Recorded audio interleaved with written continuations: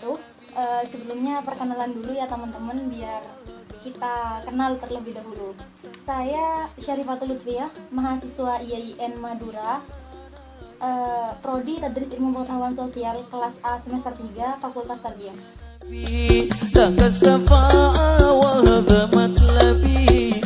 Dan tujuan saya di sini tentunya dengan guru saya pas SMA, yaitu guru sejarah Indonesia. Maksudnya itu di sini saya ingin menginterview atau sharing-sharing lah lebih tepatnya, karena kebetulan kita itu jarang ya Pak ya ketemu, jadi ya sekalian silaturahim. Ini maksudnya Pak, saya itu ada tugas UAS untuk menginterview Bapak mengenai pelajaran sejarah Indonesia di kelas. Untuk biar teman-teman saya itu kenal sama Bapak bisa memperkenalkan diri Bapak terlebih dahulu. Dipersilakan. Oke, Assalamualaikum warahmatullahi wabarakatuh. Sebelumnya perkenalkan, nama saya Haryadi, guru di MA Mamululum mata pelajaran sejarah Indonesia.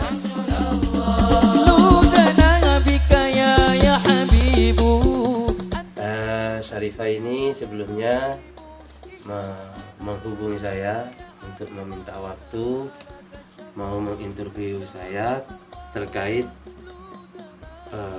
ujian semester di kampusnya, dan saya pun memberi jadwal pada hari ini.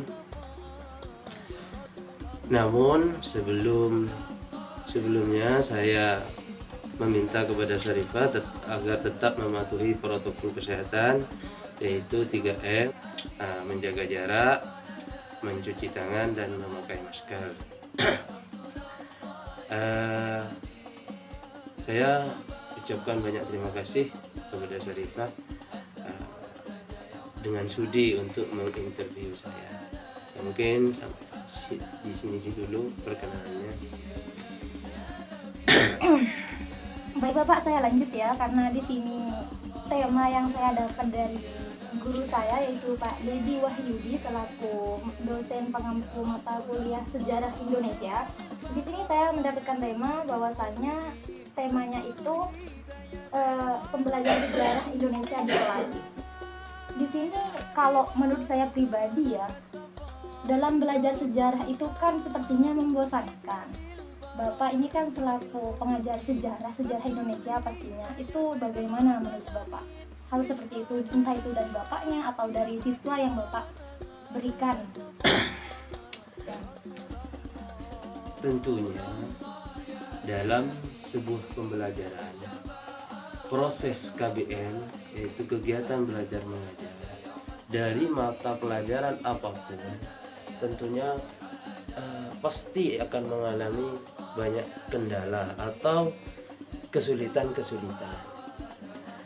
Namun saya pribadi selaku pendidik juga harus mempunyai metode, cara agar bagaimana siswa itu mengerti dan pelajaran yang saya ajarkan itu menyenangkan. Contoh betul apa yang dikatakan di Syarifah barusan ya. Memang pelajaran sejarah Indonesia itu membosankan, diantaranya membosankan. Yang kedua, sulit. Kenapa tidak? Karena peserta didik atau siswa itu dituntut untuk berimajinasi terhadap sejarah pada masa lampau. Banyaklah contoh-contohnya, yaitu diantaranya kejadian-kejadian seperti G30 SPKI ataupun yang lainnya. Jadi peserta didik tidak dihadapkan pada kenyataan saat ini, tapi dihadapkan pada kenyataan pada masa lampau, sehingga mereka harus berimajinasi. Jadi di situ tingkat kesulitan peserta didik dalam belajar sejarah Indonesia. Namun saya pribadi selaku pendidik juga harus mempunyai teknik, metode, cara bagaimana peserta didik itu agar dalam proses KBM tersebut menyenangkan, enjoy, dan agar siswa itu dalam bahasa take it easy seperti itu. Mudah memahami maksudnya. Mudah memahami. Nah ya, mengenai kan dalam pembelajaran sejarah itu kita dituntut harus berimajinasi pada masa lalu. Tentunya kan siswa itu kayaknya tidak mungkin untuk bisa memahami kronologisnya seperti apa kayak gitu Pak, biar siswa itu mudah untuk memahami. Baik ya, ini ya Sarita, sebelum saya menjawab poin pertanyaan Sarita barusan, dari Sarita barusan, memang materi sejarah Indonesia itu sangat sulit, lebih-lebih tidak didukung oleh media, sarana dan prasarana serta media yang mendukung. Ya. Nah, jadi seperti yang Sarita barusan bilang, langkah apa saja atau bagaimana caranya Bapak agar anak-anak itu atau siswa pelajaran sejarah Indonesia itu menyenangkan bagi mereka. Di antaranya di sini saya sudah buat sudah mencatat yang mana di antaranya yaitu dengan metode. Selain sarana dan prasarana yang mumpuni dalam sebuah lembaga pendidikan, di antaranya yaitu metode yang diajarkan oleh pendidik kepada peserta didik. Kalau dalam pelajaran sejarah Indonesia di sini saya di antaranya yaitu video edukatif, di antaranya video edukatif. Ya, contoh di antaranya video-video itu di antaranya kejadian-kejadian contoh seperti G30 SPKI yang di terkadang di televisi itu sering ditayangkan. Yang kedua kejadian perang 10 November ya, sehingga 10 November bisa dikatakan sampai dijadikan hari pahlawan, itu diantaranya. Yang kedua diantaranya yaitu dengan drama, jadi anak-anak diminta untuk menjadi aktor di salah satu, entah ya kalau pelajarannya ya tentang pada kemerdekaan Indonesia, ya jadi aktor salah satunya, itu bisa dapat dimengerti daripada guru itu biasanya kebanyakan menggunakan metode ceramah. Jadi mereka hanya ceramah. Terkadang anak-anak itu bosan karena tipe anak dalam belajar itu ada 3, yaitu visual, audio visual, dan kinestetik itu. Jadi kalau kita hanya menggunakan metode ceramah, belum tentu mereka mengerti. Jadi kita harus punya metode selanjutnya yaitu bisa clipping, terus karya wisata, foto esai, itu diantaranya. Nah iya, kalau misalnya yang karya wisata ya Pak, itu kan harusnya kan seperti mengunjungi tempat bersejarah. Kan kalau mengunjungi tempat bersejarah itu kan membutuhkan waktu yang makan waktu yang lama seperti sehari, itu kan pastinya merambat pada pelajaran yang lain. Itu bagaimana? Apakah itu termasuk cara yang efektif untuk menyampaikan pelajaran sejarah agar menyenangkan? Nah, contohnya seperti ini. Pelajaran kalau kita selalu menonton dalam kelas, ya, itu sulit peserta didik atau siswa itu untuk berkembang. Jadi sesekali kita, anggaplah satu bulan sekali kita harus outbound atau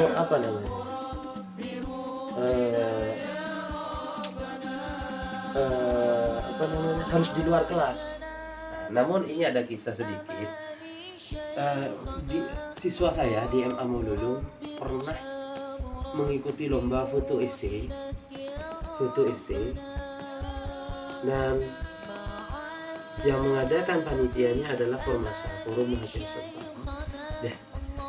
Kami mengikut sertakan 5 peserta didik saya, yang mana tema dari foto esai itu diantaranya pariwisata, pendidikan, dan ekonomi. Dan saya selaku pendidik sejarah Indonesia, kepada anak, salah satu dari 5 anak itu harus ada yang mengambil pariwisata, ekonomi, dan pendidikan.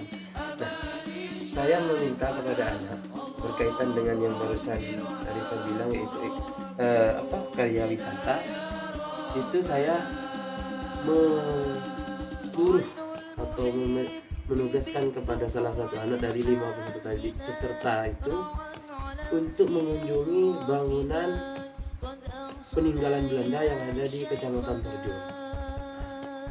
Jadi suatu peninggalan itu bisa dijadikan tempat wisata, itu dia. Dan alhamdulillah dari 5 itu masuk nominasi 6 besar. Itu salah satunya dari karya wisata itu tadi ya, peninggalan dari peninggalan dari zaman Belanda itu ya. Dan alhamdulillah masuk nominasi 6 besar, disaring lagi alhamdulillah juara kedua. Nah itu suatu teknik metode agar tidak monoton dalam mengajar di kelas. Kalau hanya seperti tadi saya bilang metode ceramah, dirubah sedikit. Contoh metode ceramah, diskusi, presentasi dan semacamnya itu.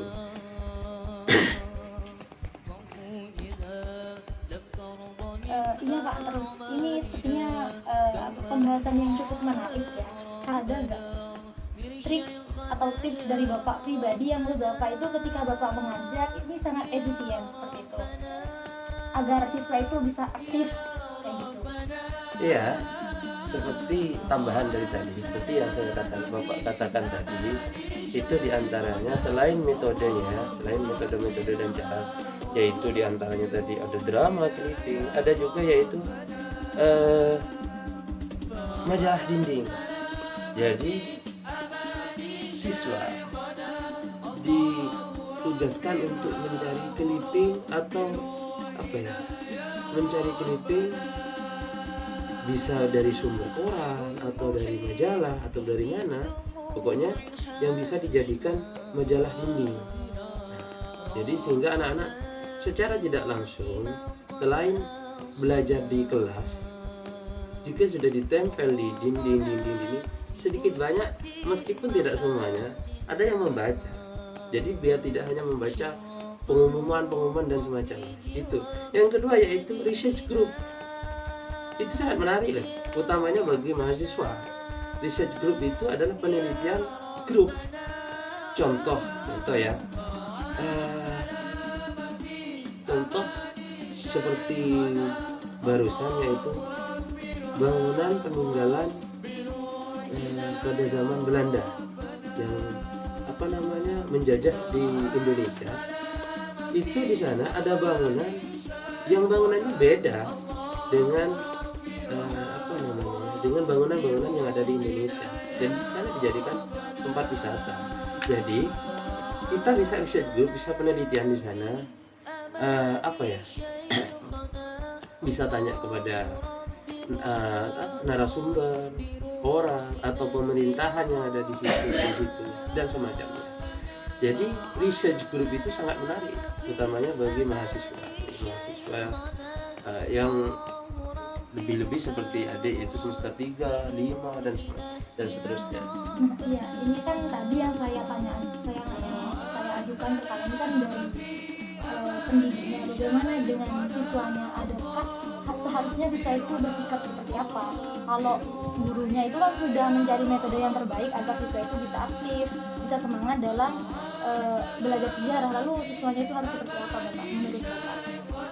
Ya gini, utamanya ya pengalaman dari saya selaku pendidik mengajar siswa saya itu mayoritas, bahkan bisa dikatakan semuanya adalah dari pedesaan, yang mereka hidup di pedesaan itu ya itu aja.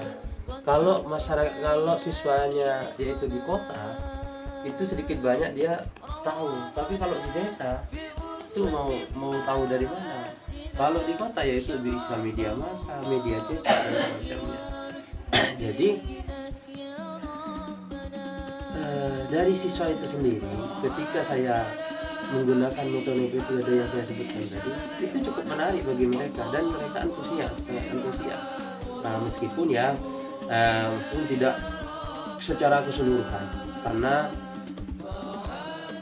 memang dalam dunia pendidikan itu ada tantangan, ada ujian. Jadi tidak mungkin semua metode yang kita gunakan itu untuk mengajar mereka disukai oleh mereka. Jadi kita harus mempunyai banyak metode dan cara bagaimana mereka itu senang, mereka itu mudah untuk memahami suatu pelajaran tersebut, lebih-lebih banyak pelajaran sejarah Indonesia ini.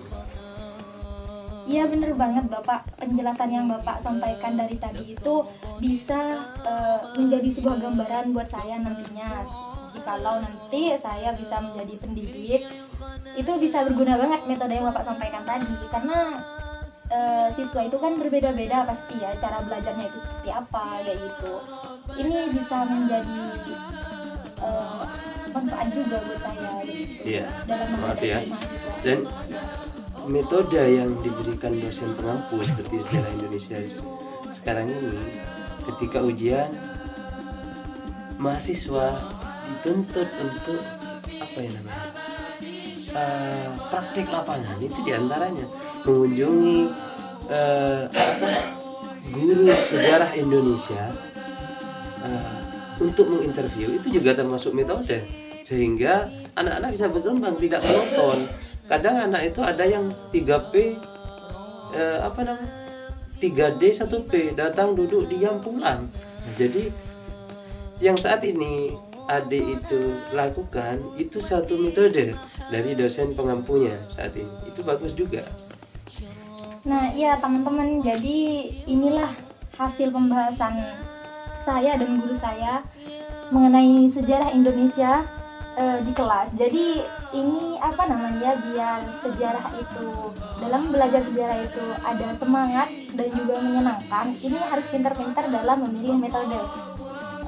Salah satu contohnya ya ini, biar nggak monoton kata Bapak tadi kayak gitu. Ini juga menjadi motivasi juga sebenarnya ya Pak ya. Iya.